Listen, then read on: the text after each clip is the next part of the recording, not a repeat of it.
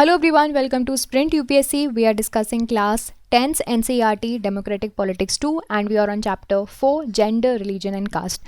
So इस chapter से हम start करेंगे ये समझना कि gender, religion, caste इन सब का politics के साथ साथ क्या relation है.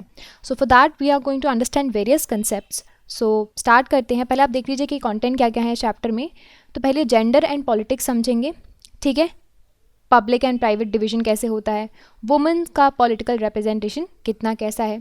फिर हम समझेंगे रिलीजन, कम्युनलिज्म एंड पॉलिटिक्स, है ना. Religion and politics, communalism and secular state के बारे में पढ़ेंगे. फिर हम कास्ट एंड पॉलिटिक्स के बारे में पढ़ेंगे कि कास्ट इनइक्वालिटीज़ क्या हैं और कास्ट जब पॉलिटिक्स में इन्वॉल्व हो जाते हैं तो क्या है. सो बेसिकली हम क्या समझने वाले हैं पूरे चैप्टर में, हम समझने वाले हैं जेंडर, रिलीजन और कास्ट का पॉलिटिक्स के साथ अगर इन्वॉल्वमेंट हो जाता है तो चीज़ें कैसे बदल सकती हैं. So for this particular session we are going to discuss gender and politics, जिसमें हम पढ़ेंगे पब्लिक एंड प्राइवेट डिवीजन कैसे होता है. तो देखिए पहले हम क्या पढ़ रहे हैं, जेंडर डिवीजन पढ़ रहे हैं, ठीक है. सो ये कैसा हेरारिकल सोशल डिवीजन है, आपको हर जगह मिलेगा. मेल मिलेंगे, फीमेल मिलेंगे, आप जेंडर के बेसिस पे लोगों को डिवाइड करते हो, ठीक है. But it is rarely reorganized in the study of politics. Gender ऐसा डिवीजन है जो कि it is very natural and unchangeable. आपका जो जेंडर है वो आपको बाय नेचर मिला है and you can change it, right. However ये जो है it is not only based on biology but also on the social expectations and the stereotypes. ये कैसे वो हम समझेंगे, क्योंकि there are some expectations of the parents that they want the child to be and बहुत से other implications भी होते हैं, आपको आगे समझ में आएगा. पहले हम समझते हैं public and private division. So boys and girls उनको इस तरह से बढ़ा किया जाता है, उनको इस तरह से बड़ा किया जाता है कि उनकी मेन यहाँ पे जो यूजुअली समझाया जाता है कि if you are a woman your responsibility is a house work and if you are a man then आप बाहर के काम करोगे. सो ये रिफ्लेक्ट करता है आपका सेक्सुअल डिवीजन ऑफ लेबर, है कि नहीं. सो बहुत सी फैमिलीज़ में वुमेन सारा काम करती हैं घर का, कुकिंग से लेके क्लीनिंग, वॉशिंग क्लोथ्स, टेलरिंग और बच्चों को संभालना, बहुत से काम. मैन क्या करते हैं, यूजुअली बाहर के काम करते हैं. इसका मतलब ये नहीं है कि जो मैन है they can't do the work which are done at the home, but simply ऐसा सोचा जाता है कि womens are made to do all of these things. तो जब ये जॉब्स की बात की जाती है और पेड जॉब्स की बात की जाती है, so man get paids, but जो घर पे लोग काम कर रहे हैं, वुमेन काम कर रही है, उनको पेमेंट्स नहीं मिलती, ठीक है. अब पेमेंट की बात की जा रही है. अगर यही काम जो घर के लोग घर में करते हैं, टेलरिंग और कुकिंग, यही काम अगर बाहर करने लगे विच usually is occupied by man, जैसे कि कुकिंग हो गया, टेलरिंग हो गया, तो वहाँ पे उनको पेमेंट मिलेगा. आप समझ रहे हैं बात.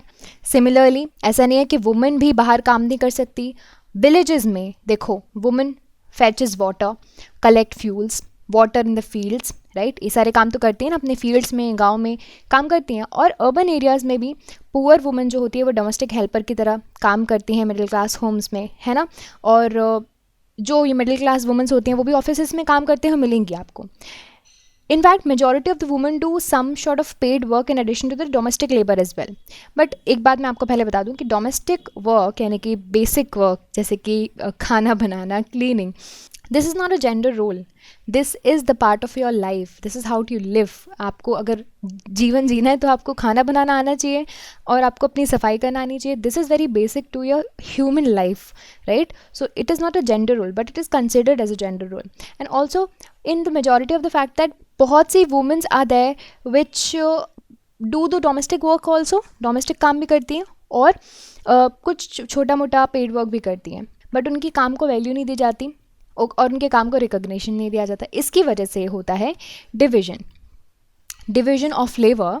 एंड इसकी वजह से जो वुमेन ह्यूमैनिटी का हाफ पॉपुलेशन कॉन्स्टिट्यूट करती हैं वो मेजर रोल प्ले नहीं कर पाती हमारी पब्लिक लाइफ पे, स्पेशली पॉलिटिक्स में और सोसाइटी में उनका मिनिमल रोल होता है.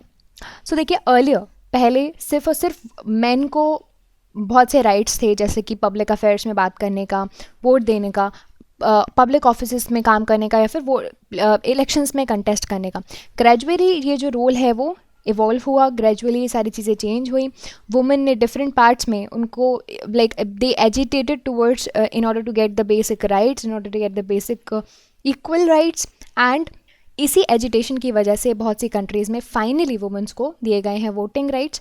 और actually these agitations they demand in enhancing their political legal status. बात की जाती है कि वुमेन को इक्वल पॉलिटिकल स्टेटस दो, लीगल स्टेटस दो, उनके जो इम्प्रूव करो एजुकेशनल और करियर अपॉर्चुनिटीज़ के बारे में बात की जाती है.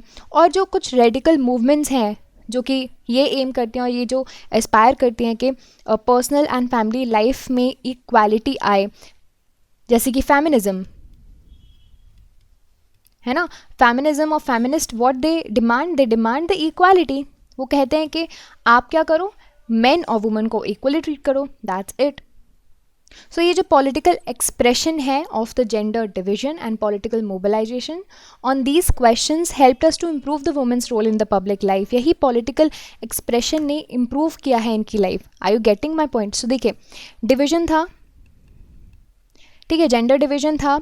इनके बारे में बहुत से ह्यूमन राइट एक्टिविस्ट और जैसे कि हमने बात किया फेमिनिस्ट वगैरह ने बोलना चालू किया. They demanded for their equal right.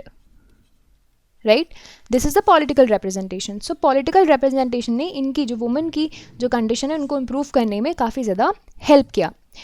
अब हम देखते हैं हमारे यहाँ साइंटिस्ट होती हैं वुमेंस, डॉक्टर्स होती हैं, मिनिस्टर्स होती हैं, इनफैक्ट इंजीनियर, लॉयर, मैनेजर्स होती हैं वुमेंस. एंड पहले उनको इस काम के लिए सूटेबल नहीं समझा जाता था. Will see in most of the part of the world, for example in Scandinavian countries और स्वीडन, नॉर्वे, फिनलैंड. तो ये जो कंट्रीज़ है ना स्कैंडिनेवियन कंट्रीज़, वहाँ पे वुमेन का पार्टिसिपेशन आपको पब्लिक लाइफ में बहुत ज़्यादा मिलेगा. और हमारी कंट्री में तभी भी हम इन सब चीज़ों से काफ़ी ज़्यादा लैग करते हैं. और in spite of our independence and सारी चीज़ें हमारे यहाँ होने के बाद भी, इक्वालिटी होने के बाद भी, कॉन्स्टिट्यूशनल स्टेटस होने के बाद भी, हमारे यहाँ थोड़ा still we have the male dominated patriarchal society in our country. So देखिए, women faces disadvantage and discrimination and oppression in various ways. So यहीं पे थोड़ा डेटा दिया हुआ है. लिटरेसी रेट की बात कर लेते हैं. Literacy rate among women is 54% as compared to 76% in women. यानी कि पूरे वुमेन पॉपुलेशन का 54% वुमेन है जो कि लिटरेट हो पाती हैं और 76% पूरे लाइक मैन की पूरी पॉपुलेशन का 76% मैन एजुकेटेड है. तो यहाँ पे आप उनको डिफरेंस देख लो. Similarly smaller proportion of girl student go to the higher studies as well. अब हम स्कूल के रिजल्ट की बात करें तो गर्ल बॉय से ज़्यादा अच्छा परफॉर्म करती हैं, if not better in some places, but they drop out क्योंकि उनके पेरेंट्स प्रेफर करते हैं अपने पैसा बेटे के एजुकेशन में लगाने के लिए rather than spending it on the daughters. और स्पेशली तो बहुत से पेरेंट्स की ये मेंटालिटी होती है कि instead of investing that money into the education of a daughter, you should invest that money into the marriage of the daughter. Also, no wonder the proportion of women among the highly paid and valued job is still small.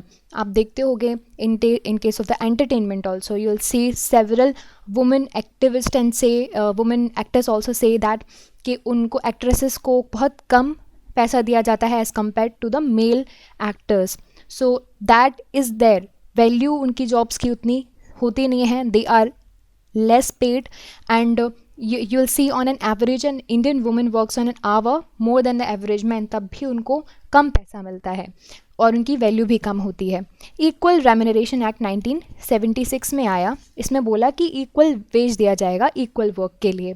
However in almost all the work from sport, cinema, factories, fields women को कम पैसा दिया जाता है.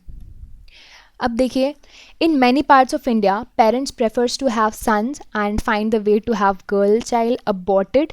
आपको ये cases बड़े देखने मिलते होंगे, कन्या भ्रूण हत्या बोलते हैं इसको, और बोलते हैं कि आपको ये केसेस न्यूज़ चैनल में, डिबेट्स में बड़े देखने मिलते होंगे कि गर्ल चाइल्ड को उसकी बर्थ से पहले ही अबॉर्ट कर दिया जाता है. इसको बोलते हैं सेक्स सिलेक्टिव अबॉर्शन. यानी कि बर्थ के पहले ही अगर आपको अपने बच्चे का सेक्स पता चल जाता है तो उसके बेसिस पे आप उसको प्रेफर करते हैं या फिर अबॉर्ट करते हैं. So such sex selective abortion led to the decline of child sex ratio. The number of girl per 1000 boys, are you getting it? हर 1000 बॉयज़ पे कितनी गर्ल्स, उसको ही बोलते हैं child sex ratio, and it has been decline in the country and it's merely 191. So ये इस map में आपको देखने मिलेगा 850 से और इवन 800 इन सम स्टेट्स, आपको ये देखने मिल जाएगा. Here is the data. Also, there are reports of various kind of harassment, exploitation, violence against women. Urban areas में particularly women को safe नहीं समझा जाता है. आप बहुत ही से केसेस देखते होगे आजकल तो harassments के और crime against women के, and they are not safe within their own home. घर में ही आपको उनको हैरेसमेंट के केसेस, बीटिंग एंड बहुत से तरह के डोमेस्टिक वायलेंस के फॉर्म आपको देखने मिल जाएंगे. So this is the gender in politics. और कैसे पब्लिक एंड प्राइवेट डिवीजन है वो हमने समझा. In the next session we will try to understand women's political representation. So stay tuned for that. I will see you in the next video, and if you like this video you can subscribe to the YouTube channel for more videos and updates, and also you can download the Sprint UPSC app to practice book chapter and topic wise. Remember candidates, just reading book and watching videos are not going to help you out unless you practice thoroughly. So identify mistakes and work to improve your performance, and Sprint UPSC is the perfect app to do all of this. अगर आपको ये video पसंद आया तो हमारे YouTube channel को subscribe कीजिए और वीडियोज़ एंड अपडेट्स के लिए. साथ ही साथ डाउनलोड कीजिए स्प्रिंट यूपीएससी ऐप. यहाँ पर आप अपनी book chapter and topic wise practice कर सकते हैं. देखिए, सिर्फ बुक पढ़ने से और वीडियोज़ देखने से मदद नहीं मिलेगी. जब तक आप अच्छे से प्रैक्टिस नहीं करोगे तो अपनी मिस्टेक्स को जानिए एंड परफॉर्मेंस को इम्प्रूव कीजिए. और स्प्रिंट यूपीएससी इसके लिए परफेक्ट ऐप है. आई will see you in the next video. Thank you so much.